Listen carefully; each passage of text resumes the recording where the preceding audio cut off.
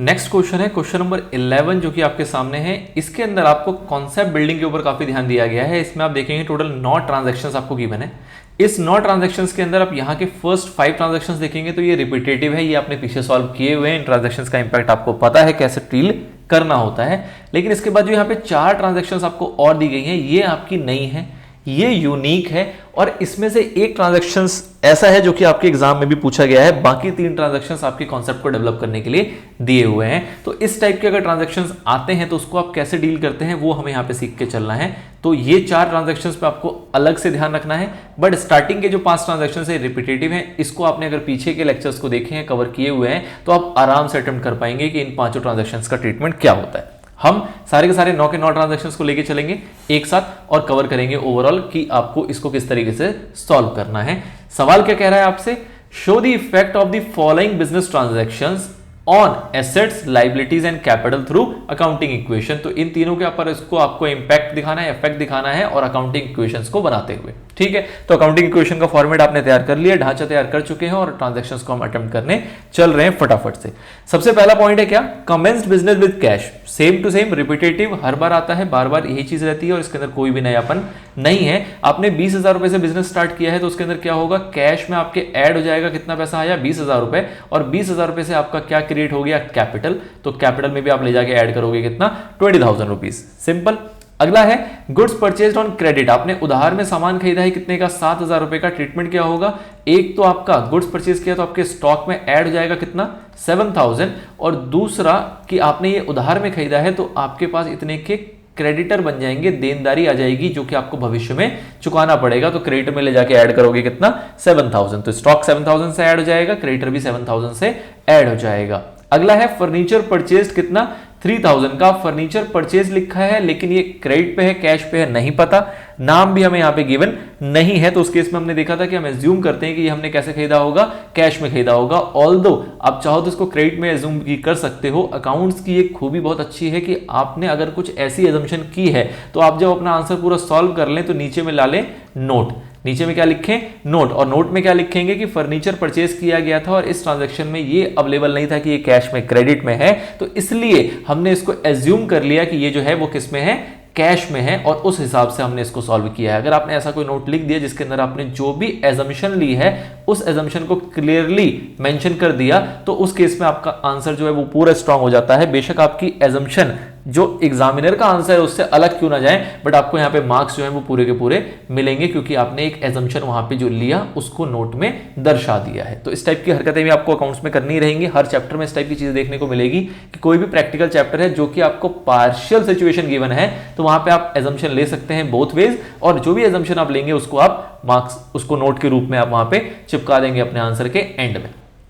ठीक है सर, तो फिलहाल हम मार्केट चलने की जो फर्नीचर परचेज किया वो कैसे किया है, कैश में किया है 3,000 रुपए का। तो इसका इंपैक्ट क्या होगा, आपका फर्नीचर आएगा तो फर्नीचर में आप ले जाके ऐड कर दोगे कितना, 3,000 रुपीज, और दूसरा क्या होगा आपके कैश में से माइनस हो जाएगा कितना, 3,000 रुपीज। ठीक है सर। अगला पेड टू क्रेडिटर्स, 2,000 रुपए आपने क्रेडिटर को पे किया है। तो देखो आपका यहाँ पे क्रेडिटर बना था 7,000 रुपए का, कोई दिक्कत नहीं है। इस 7,000 वाले क्रेडिटर को आपने पे कर दिया कितना, 2,000 रुपए। तो आपका क्रेडिटर में से क्या हो जाएगा, माइनस 2,000 रुपीज, और आपने पे किया है तो नो डाउट आपके कैश में से 2,000 रुपए माइनस हो जाएंगे। और लास्ट आता है आपके पास amount withdrawn by proprietor, 4,000 rupees का ड्रॉइंग किया है प्रोप्राइटर ने। जब भी ड्रॉइंग होती है तो उसका ट्रीटमेंट सेम है, कैश में से माइनस करते हैं क्योंकि पैसा लेके जा रहा है, और दूसरा जितना भी वो ड्रॉइंग कर रहा है उतने से उसकी कैपिटल क्या हो जाएगी, कम हो जाएगी। तो दूसरा इंपैक्ट आता है कैपिटल में से माइनस। अब ये 5 ट्रांजैक्शंस रिपीटेटिव थे, आपने पीछे की रिवीजन कर ली, आपको याद आ गया। नेक्स्ट ट्रांजैक्शंस क्या आता है आपके पास, F, creditor accepted a bill for payment कितना, 1,500 रुपए का। मतलब कि जितने भी आपके पास क्रेडिटर थे, हमने देखा था, हमने जब कॉन्सेप्ट स्टार्टिंग में पढ़े थे, थ्योरी पढ़े थे, तो हमने देखा था जो क्रेडिटर्स हैं इनको कन्वर्ट कर दिया जाता है बिल्स पेबल के अंदर। मतलब कि क्रेडिटर्स और बिल्स पेबल दोनों सेम होते हैं और ये दोनों के दोनों कवर आते हैं, आप कवर होते हैं किसके अंदर, ट्रेड पेबल्स के अंदर, जिसके अंदर हम कहते हैं कि क्रेडिटर्स को बिल पेबल में कन्वर्ट करने का एक प्रोविजन है जो कि हमने सीखा था। इसी का अपोजिट क्या होता है कि डेटर्स को कन्वर्ट कर दिया जाता है किसके अंदर, बिल्स रिसीवेबल के अंदर। ये कॉन्सेप्ट भी सेम है और जस्ट अपोजिट है इस वाले कॉन्सेप्ट के अंदर। इसके अंदर होता क्या है कि कोई हमारा डेटर है, मतलब अगर कोई ट्रांजैक्शन हुई है सपोज ए और बी के बीच में, तो उस केस में अगर ए ने कुछ सेल किया है क्रेडिट में, ए ने कुछ अगर सेल किया है क्रेडिट में, तो उसको हम बोलते हैं यहां पे क्रेडिट सेल हुई, और जिसको बेचा गया ए क्या बोलेगा कि बी उसके लिए क्या बन गया, डेटर बन गया, मतलब बी से उसको यहां पे पैसे लेने हैं, लेट से 5000 रुपीज। अब यहां पे इसका नेक्स्ट ये एक्सटेंडेड वर्जन क्या कर सकते हैं, ये कहते हैं कि भैया हमें जो है ए को जो है वो बी के ऊपर इतना भरोसा नहीं है, प्लस ये नहीं पता वो कितने टाइम पीरियड में पैसा देगा, तो ये दोनों आपस में एक बिल क्रिएट करते हैं। क्या क्रिएट करते हैं, एक बिल बनाते हैं और उस बिल में लिखते हैं कि ये 5000 रुपीज जो है वो बी लौटा देगा सपोज 1 महीने के बाद। ठीक है, तो जो भी टर्म्स एंड कंडीशन है वो बिल में लिखते हैं और इसको ये दोनों व्यक्ति क्या करते हैं, साइन करते हैं। तो ये डेटर माना जाता है कि डेटर कन्वर्ट हो गया किसके अंदर, बिल रिसीवेबल के अंदर। मतलब कि अब ये डेटर नहीं कहलाएगा, ये क्या कहलाएगा, बिल्स रिसीवेबल। मतलब इस बिल के अगेंस्ट इसको 5000 रुपए रिसीव होंगे भविष्य में, जो भी उसमें टर्म्स लिखी है, 1 महीना, 2 महीना, 3 महीना। ठीक है, इसी का अपोजिट क्या है, जब ये डेटर था तो ऑब्वियसली बात है ए क्या था वहां पे, क्रेडिटर। बी के लिए ए क्या था, क्रेडिटर, और ए के लिए बी क्या था, डेटर। तो ये क्रेडिटर भी वैसे ही क्रिएट हो जाता है जैसे ये बिल इन्फॉर्म होगा, बिल इन्फोर्स होगा, तो यहां पे क्रेडिटर की जगह पे इसको क्या कहलाना पड़ेगा, बिल्स पेबल। मतलब कि यहां पे बी कहेगा कि भैया मेरे को ये बिल के अगेंस्ट पैसे देने हैं, ए को पैसे लौटाने हैं 5000 रुपीज, और उसका बेसिस क्या है, ये बिल पेबल। मतलब कि सर क्रेडिटर जो है वो भी लाइबिलिटी थी, बिल्स पेबल भी लाइबिलिटी है, जो डेटर था वो पहले भी एसेट था और बिल रिसीवेबल भी एसेट है, बस इसके नाम का परिवर्तन है और कुछ नहीं है। मतलब नाम के अंदर चेंज कर दिया गया, क्रेडिटर को कन्वर्ट कर दिया गया बिल पेबल के अंदर, डेटर को क्रिएट कर दिया गया बिल रिसीवेबल के अंदर। तो इस टाइप की ट्रांजैक्शंस आपको देखने को मिलेगी अपनी अकाउंटिंग इक्वेशन में, जिसमें से कि पहला आ रहा है कि क्रेडिटर ने एक्सेप्ट कर दिया बिल फॉर पेमेंट कितना, 1500 रुपए का। मतलब क्रेडिटर जो है, जितने भी क्रेडिटर थे उसमें से उसने 1500 रुपए का क्या क्रिएट कर लिया, बिल्स पेबल, मतलब बीपी यहां पे क्रिएट कर लिया। तो आप क्या करोगे, आपका इसका इंपैक्ट क्या होगा कि एक तो क्रेडिटर में से माइनस हो जाएगा कितना, 1500 रुपए, और बिल्स पेबल लिखोगे और उसके अंदर ऐड कर दोगे कितना, 1500 रुपए। ये क्रेडिटर भी आपका लाइबिलिटी के अंदर ही है और बिल्स पेबल भी आपका लाइबिलिटी के अंदर ही है। आपने जो अकाउंटिंग इक्वेशन बनाई है उस अकाउंटिंग इक्वेशन में आप दिखाओगे यहाँ पे लाइबिलिटीज, और लाइबिलिटीज के अंदर आपने पहले लिखा होगा क्रेडिटर्स। क्रेडिटर्स में से आप माइनस कर दोगे 1500 रुपए और इसी के आगे लिखोगे एक बिल्स पेबल, और बिल्स पेबल में आप ले जाके ऐड कर दोगे कितना, 1500 रुपए। दैट्स इट, यही काम करना है अपने को। यही आपको ट्रांजैक्शन दिया सकता था कि डेटर्स ने कन्वर्ट कर लिया, डेटर्स के बदले रिप्लेस हो गया वो बिल रिसीवेबल से, तो उसके इसमें आप एसेट में यही काम करोगे, डेटर्स में से माइनस कर दोगे और बिल रिसीवेबल में ले जाके उतना अमाउंट ऐड कर दोगे, काम आपका कंप्लीट हो जाएगा। ठीक है, चलिए, तो ये हमारी एक ट्रांजैक्शन थी जो कि थोड़ी सी अलग थी, बट कॉन्सेप्चुअली आपको पता था कि ये होता क्या है, इसका हमने अकाउंटिंग इक्वेशन में इंपैक्ट यहां पे कवर कर लिया। नाउ अगला आता है क्या, इंटरेस्ट ऑन कैपिटल 1000 रुपीज। अब ये क्या चीज है, तो जैसे इंटरेस्ट ऑन कैपिटल होता है वैसे इंटरेस्ट ऑन ड्राइंग भी होती है। इंटरेस्ट ऑन ड्राइंग की फिलहाल यहां बात नहीं कर रहा है, बट हम दोनों चीजों को साथ में कवर करके चलेंगे। आपको पता है कि जब भी कोई कैपिटल यहां पे इंट्रोड्यूस कर रहा है, मतलब क्या है, एक प्रोप्राइटर है, उसने क्या किया, बिजनेस में पैसा लगाया। जब बिजनेस में उसने जो भी पैसा लगाया, जैसे कि इस सवाल के अंदर 20,000 रुपए लगाया था, तो 20,000 रुपए उसका यहां पे क्या कहलाता है, कैपिटल कहलाता है। अब हम इस कैपिटल को क्या बोलते हैं, ये बोलते हैं कि बिजनेस के लिए एक प्रकार की ये लाइबिलिटी है जो कि इंटरनल लाइबिलिटी कहलाती है। तो जब ये पैसा लगाता है तो हो सकता है कुछ टर्म्स यहां पे ऐसे भी हो सकते हैं जहां पे ये प्रोप्राइटर ये कहेगा कि भैया मैंने पैसा फ्री में नहीं दिया है, इस पैसे के ऊपर मैं ब्याज लूंगा। मतलब कि ये जो प्रोप्राइटर है, इसने जो पैसा इन्वेस्ट किया 20,000 रुपए, वो यहां पे क्या कहलाया, कैपिटल। तो इस 20,000 रुपए के ऊपर इस बंदे ने 20,000 रुपए यहां लगाए, इस 20,000 रुपए के ऊपर इस बिजनेस को क्या देना पड़ेगा, इंटरेस्ट देना पड़ेगा। क्या देना पड़ेगा, इंटरेस्ट देना पड़ेगा। और वो इंटरेस्ट क्या कहलाता है, interest on capital. Interest on capital, कि जो इसने 20,000 रुपए यहां लगाए थे उसके ऊपर ये ब्याज मांग रहा है और इस बिजनेस को ये ब्याज लौटाना पड़ेगा। उस ब्याज को हम क्या बोलते हैं, कैपिटल के ऊपर का इंटरेस्ट है, that means interest on capital, जिसकी बात यहां पे कर रहा है। ठीक है, अब ये बिजनेस के लिए ये जो ब्याज है, ये फायदा है या नुकसान है, तो ऑब्वियसली ये नुकसान है। ये जो इंटरेस्ट है, कोई भी पैसा इसने लिया हो, चाहे वो इंटरनल लाइबिलिटी चाहे एक्सटर्नल लाइबिलिटी, अगर उसके ऊपर ब्याज भरना पड़ेगा तो वो ब्याज जो है वो एक प्रकार का एक्सपेंस है, और वो ब्याज किसको दिया जा रहा है, प्रोप्राइटर को ही दिया जा रहा है। ठीक है, तो इसकी ट्रीटमेंट क्या होगी, तो इसकी ट्रीटमेंट क्या है कि हमारा जो कैपिटल है, आपको पता है एक्सपेंसेस आप क्या करते हो, कैपिटल में से ही माइनस कर देते हो। तो इस 1000 रुपए को आप कैपिटल में से माइनस करोगे, किसके नाम से, इंटरेस्ट ऑन कैपिटल, और इसी 1000 रुपए को आप कैपिटल में ऐड कर दोगे किसके नाम से, इंटरेस्ट ऑन कैपिटल। ये बड़ी इंटरेस्टिंग चीज है कि कैपिटल में ही माइनस होगा, कोई अलग हेड नहीं बनेगा और कैपिटल में ही प्लस हो जाएगा। क्यों? क्योंकि ये खर्चा जब मानोगे तो बोलोगे भैया खर्चा कहां एडजस्ट होता है? कैपिटल में। और जब ये ब्याज देना है तो ब्याज किसको देना है? आपको ब्याज देना है किसको? प्रोप्राइटर को। और ये जो कैपिटल का जो भी अमाउंट यहां पे चलता हुआ आ रहा होगा 20,000 रुपए, ये किसका था? प्रोप्राइटर का था। तो ये ब्याज जब मिलेगा तो ये 20,000 में ही ऐड हो जाएगा, 20,000 में ही ये ऐड हो जाएगा, क्योंकि यहां पे interest on capital paid in cash नहीं लिखा हुआ, वो कभी नहीं दिखेगा आपको। इंटरेस्ट ऑन कैपिटल में कैश में पे नहीं किया, इंटरेस्ट ऑन कैपिटल अपने को देना है, तो हम अगर कुछ मेंशन नहीं है तो मान के चलते हैं कि उसके कैपिटल में वो पैसा जोड़ देंगे। मतलब उसने 20,000 दिया था, 1,000 का ब्याज कमाया तो उसका कैपिटल 21 हो जाएगा। लेकिन ये 1,000 रुपए एक प्रकार का एक्सपेंस है और एक्सपेंस को भी हम कैपिटल में ही एडजस्ट करते हैं, तो इसी में इसको माइनस भी कर देंगे। नेट फिगर आपकी 20,000 की 20,000 ही रहेगी। मतलब ओवरऑल इसका कुछ इंपैक्ट नहीं पड़ेगा, बट इस ट्रांजैक्शन को आपको इस तरीके से दिखाना होता है। आई होप आपको बात समझ में आई है कि कैपिटल में से ही एक्सपेंस लेस होता है, इसलिए यहां पे माइनस हो रहा है। और ये जो पैसा है ये मिलेगा किसको? प्रोप्राइटर को ही मिलेगा। तो प्रोप्राइटर का क्या लगा है यहाँ पे? कैपिटल। प्रोप्राइटर अपने आप को कैसे रिप्रेजेंट करता है? प्रोप्राइटर्स कैपिटल के थ्रू। तो उसके कैपिटल में ही हम इस इनकम को ऐड कर देंगे। मतलब ये मालिक का ही फायदा है और मालिक का ही नुकसान है। जो ये ट्रांजैक्शन आप देख रहे हो, ये खर्चा किसका है? इंटरेस्ट ऑन कैपिटल किसका है? बिजनेस का खर्चा है, लेकिन ये बिजनेस किसका है? इसी व्यक्ति का तो है। तो अल्टीमेटली ऑल्दो ये सेपरेट लीगल एंटिटी है, इसको इसलिए इसको हम अलग अलग ट्रीट करके चलते हैं, बट अगर नटशेल में इस पूरी बातों को जोड़ के देखें तो हो क्या रहा है? इसी बंदे को 1,000 रुपए का नुकसान और इसी बंदे को 1,000 रुपए का फायदा हो रहा है। लेकिन सेपरेट लीगल एंटिटी का कॉन्सेप्ट है, इसलिए हम दोनों को अलग अलग लेके चलते हैं, इसलिए हमें ट्रांजैक्शंस का इंपैक्ट इस तरीके से दिखाना होता है। ठीक है सर, चलिए अब अगर इसी में इंटरेस्ट ऑन ड्राइंग की बात होती तो उसके कॉन्सेप्ट को जरा समझिए। सेम तरीके से, ऑल्दो इस सवाल में नहीं दिया हुआ, बट ठीक है, देखो अंडरस्टैंडिंग डेवलप करनी है। तो यहां पे क्या हो रहा है कि ये बिजनेस है, अब इस बिजनेस से ये पैसा निकाल रहा है, इस बिजनेस से इसने पैसा निकाला, उसको हम क्या नाम देते हैं? उसको हम नाम देते हैं ड्राइंग का। जब पैसा डाला था तो हम कैपिटल कहते हैं, जब ये निकालता है तो हम इसको ड्राइंग कहते हैं। अब जब ये पैसा निकालने बैठा तो ये बिजनेस वाला भी बड़ा शातिर है, कहा था सेपरेट लीगल एंटिटी भैया तुम पैसे देते हो तो उस पर ब्याज लेते हो, तो जब तुम पैसा लेके जाओगे तो तुम्हें यहां पे ब्याज देना पड़ेगा। तो यहां पे इंटरेस्ट इस प्रोप्राइटर को पे करना पड़ेगा बिजनेस में, इसको हम बोलते हैं इंटरेस्ट ऑन ड्राइंग। मतलब कि जो ड्राइंग करेगा उसके ऊपर ब्याज देना पड़ेगा। तो इसका इंपैक्ट क्या होगा? इस बिजनेस के लिए इंटरेस्ट ऑन ड्राइंग फायदा है या नुकसान है?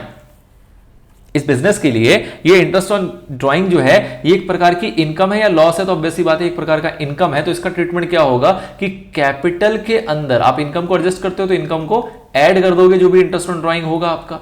और ये जो पे होना है, ये पे बेसिकली कौन करेगा? ये प्रोप्राइटर पे करेगा। प्रोप्राइटर क्या बोलता है कि भैया मैंने पैसे दे तो रखे, कैपिटल तुम्हें दे तो रखा है, उसी से एडजस्ट कर लो, उसी कैपिटल से आप ये इंटरेस्ट का पैसा काट लो। जैसे तुम इंटरेस्ट ऑन कैपिटल कैश में नहीं देते हो, वैसे इंटरेस्ट ऑन ड्राइंग भी कैश में मैं क्यों दूं? मेरा जो पैसा पड़ा है उसी में इसको एडजस्ट कर लो, तो इसी में आप इसको माइनस कर दोगे। मतलब इंटरेस्ट ऑन ड्राइंग और इंटरेस्ट ऑन कैपिटल का नटशेल में अकाउंटिंग इक्वेशन के चैप्टर में कोई इंपैक्ट आपको खास देखने को नहीं मिलेगा। सेम माइनस करोगे, सेम प्लस करोगे, एक्सपेंस मान के माइनस किया और ये मिल रहा है प्रोप्राइटर को, इसलिए उसको ऐड कर दिया। यहां पे आपने इनकम मानते हुए इसको प्लस किया, लेकिन ये लेना आपको प्रोप्राइटर से ही है, इसलिए आपने इसको यहीं पे माइनस कर दिया। तो इंटरेस्ट ऑन कैपिटल हो चाहे इंटरेस्ट ऑन ड्राइंग हो, इसकी ट्रीटमेंट इस प्रकार से होती है। ठीक है, ये एक नई चीज थी जो आपने पीछे नहीं सीखा था। अगला पॉइंट आता है transfer from capital to loan. 5,000 rupees आपने कैपिटल से लोन में ट्रांसफर कर दिया। इसका इंपैक्ट क्या है? इसका मतलब कुछ ऐसा है कि ये प्रोप्राइटर था, इसने बिजनेस के अंदर इन्वेस्ट किए थे, जैसे कि एग्जांपल की शुरुआत में था सपोज 20,000 रुपए। इसने कहा 20,000 रुपए जब मैंने तुमको दिया था तो तुमने इसको क्या माना था? इसको माना था तुमने कैपिटल। अब वो कह रहा है इसको ऐसा करो, इसको आप 20,000 में से आप 5,000 को तो मानो लोन और 15,000 को ही मानना कैपिटल। क्यों? क्योंकि इससे वो बेसिकली क्या चाह रहा है कि भैया अगर मैं लोन के रूप में पैसा दूंगा तो मैं यहां से हो सकता है ब्याज ज्यादा ले सकूं, और कैपिटल के रूप में आप जो मुझे ब्याज है वो क्या देते हो? कम देते हो। मतलब कि बिजनेस एक ही है लेकिन बिजनेस आपकी सेपरेट लीगल एंटिटी है, तो वो अपने आप से क्या बात कर रहा है कि अगर मैं लोन के रूप में पैसा लगाऊंगा तो मुझे ब्याज ज्यादा मिलेगा और कैपिटल के रूप में लगाऊंगा तो मुझे ब्याज कम मिलेगा। तो वो कह रहा है कि भैया मेरे कैपिटल में से कुछ पैसा जो है वो कहां ट्रांसफर कर दो? लोन में ट्रांसफर कर दो। अब हमारे लिए अकाउंटिंग इक्वेशन में इसका क्या रूप है? तो आपकी लायबिलिटी है, आपकी कैपिटल है, दोनों की दोनों क्या है? कहीं ना कहीं लायबिलिटी है। वो कह रहा है भैया कैपिटल का जो 20,000 रुपए लिखा हुआ था ना, इसमें से 5,000 में से इसमें से हटा दो और कहां ले जाओ? इसको लोन में ले जाओ। ठीक है, तो लायबिलिटी के अंदर आप एक हेड बनाओगे लोन का, उस लोन में 5,000 रुपए ऐड कर दोगे और कैपिटल में से 5,000 रुपए माइनस कर दोगे। ये बस कुछ नहीं है, ये प्रोप्राइटर की अपनी इच्छा है। किसी भी रीजन से उसकी ऐसी इच्छा हो सकती है कि वो कह रहा है कि जो मैं पैसा दिया था उसमें से कुछ पैसे को कैपिटल ना मानते हुए आपको क्या मानना है, लोन मानना है, कैपिटल को ट्रांसफर कर देना है लोन के अंदर। तो बहुत ईजी है, कैपिटल में से माइनस करोगे, लोन में जाके ऐड कर दोगे, कुल मिला के आपकी लाइबिलिटी जितनी थी उतनी ही रहेगी, बस इंटरनल लाइबिलिटी कम हो जाएगी और एक्सटर्नल लाइबिलिटी एक तरीके से बढ़ जाएगी। ठीक है सर, तो ये ट्रांजैक्शन भी समझ में आ गया। अगला है आपका अलॉटेड शेयर्स टू क्रेडिटर्स। हमने अपने क्रेडिटर्स को शेयर्स अलॉट कर दिए। शेयर्स अलॉट करने का मतलब क्या हुआ, शेयर्स का बेसिकली यहां पे मतलब क्या है, देखो जनरली शेयर्स जो टर्म है वो होती है कंपनी के अंदर, कंपनी शेयर्स देती है। यहां पे हम बात करते हैं किसकी, प्रोप्राइटर की। बट आपको इस सवाल में कहीं नहीं कह रहा कि ये प्रोप्राइटर का अकाउंटिंग इक्वेशन है या किसका अकाउंटिंग इक्वेशन है। ऑल्दो 11th क्लास में हम पढ़ रहे हैं प्रोप्राइटर का, बट इस सवाल में कहीं गिवन नहीं है। तो आप इसको ऐसा मानो कि हमने अपने किसी उधार वाले व्यक्ति को, जिससे हमने उधार ले रखा था, उसको हमने कहा कि तुम्हें बिजनेस का मालिक बना देते हैं 1,000 रुपए से, ज्यादा से नहीं, जो तुम्हारा 1,000 रुपए का उधारी था उसको हम कन्वर्ट कर देते हैं किसमें, शेयर्स में। अगर ऐसे कन्वर्जन की वो बात कर रहा है तो उस केस में आप क्या करोगे, बहुत सिंपल है ये भी। आपकी लाइबिलिटी थी, लाइबिलिटी के अंदर क्रेडिटर था, क्रेडिटर जितना भी था उसमें से 1,000 रुपए आप क्या कर दोगे, माइनस, और कैपिटल में ले जाके आप 1,000 रुपए क्या कर दोगे, ऐड। तो मतलब ये जस्ट अपोजिट हो गया इस वाले से।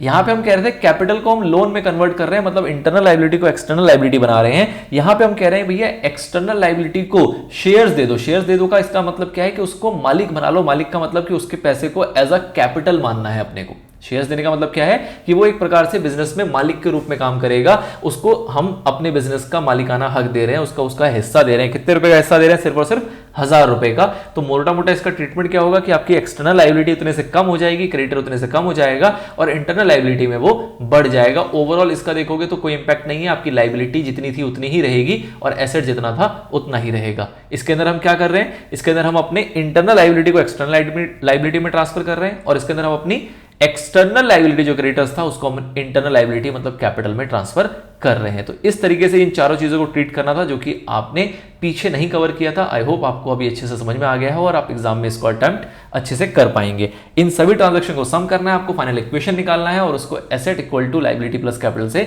मैच करना है। अगर वो मैच है आपका ट्रांजैक्शन बिल्कुल परफेक्ट है, कैलकुलेशन बिल्कुल परफेक्ट है। अगर नहीं तो पहले ट्रांजैक्शन को रिव्यू करें, जो मैंने बातें बोली इसको दोबारा से सुने, सारे इंपैक्ट को एक बार चेक करें और सेकंड नंबर पे अपनी कैलकुलेशन को चेक करेंगे आप। चलिए नेक्स्ट क्वेश्चन आता है आपका अकाउंटिंग इक्वेशन के अंदर, जिसके बाद आपकी एक वैरायटी कवर हो जाएगी। यहां पे फिर हम नेक्स्ट वैरायटी में शिफ्ट करेंगे, दूसरे तरीके के सवाल को डील करेंगे।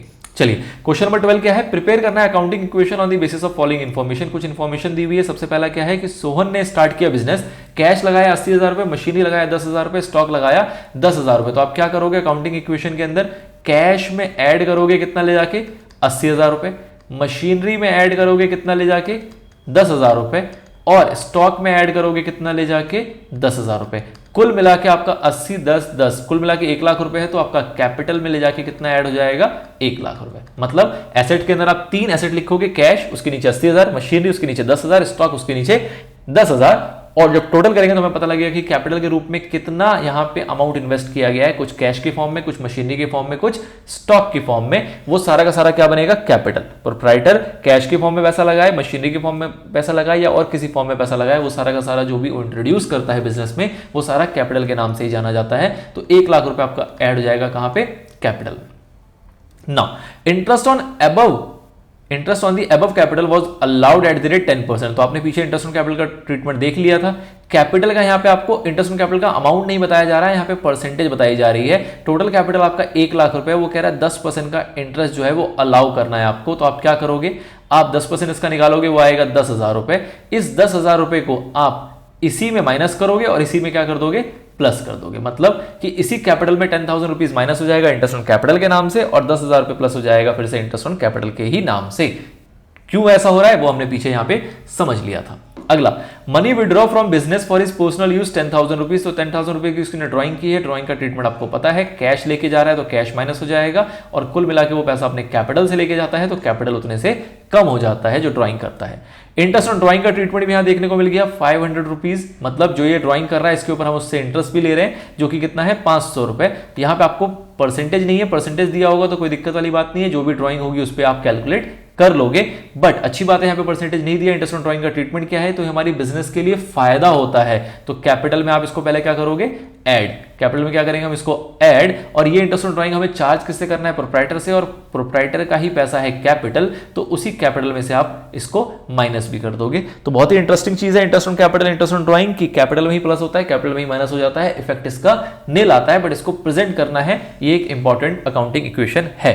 अगला, डेप्रिसिएशन चार्ज करना है मशीनरी के ऊपर कितने का, 2000 रुपए का। डेप्रिसिएशन क्या है, आपका एक प्रकार का नुकसान होता है। इसका ट्रीटमेंट क्या होगा कि आपका जो मशीनरी है, उस मशीनरी, जो ये मशीनरी 10,000 का था, इसमें से आप 2000 रुपए माइनस कर दोगे। और दूसरा इंपैक्ट क्या होगा कि एक प्रकार का आपका ये नुकसान है, तो कैपिटल में जाके ये 2000 रुपए माइनस हो जाएगा। ठीक है, तो this is the treatment of this 5 accounting transactions. इसको आप अकाउंटिंग इक्वेशन में प्लॉट करेंगे, निकालेंगे अपना फाइनल इक्वेशन, और फिर फाइनल इक्वेशन को इक्वेट करेंगे, सारे एसेट्स को जोड़ेंगे और चेक करेंगे कि सारे लायबिलिटी का जोड़ और कैपिटल का जो फाइनल आंसर है उसके वो मैच है कि नहीं। अगर मैच है तो आपका आंसर बिल्कुल परफेक्ट है, अदरवाइज आपको पहले अकाउंटिंग ट्रांजैक्शंस को रिव्यू करना है, उसके इंपैक्ट को रिव्यू करना है, और उसके बाद उसकी कैलकुलेशंस को रिव्यू करना है, और आपका आंसर पक्के तौर पे यहां पे मैच होके चलेगा। तो this is how we deal with the problems of accounting equation, किस तरीके से उसको प्रैक्टिकली सॉल्व करते हैं और कितने प्रकार के आपके पास यहाँ पे वैरायटी देखने को मिल सकते हैं, वो कुछ हमने यहाँ पे कवर कर लिए हैं।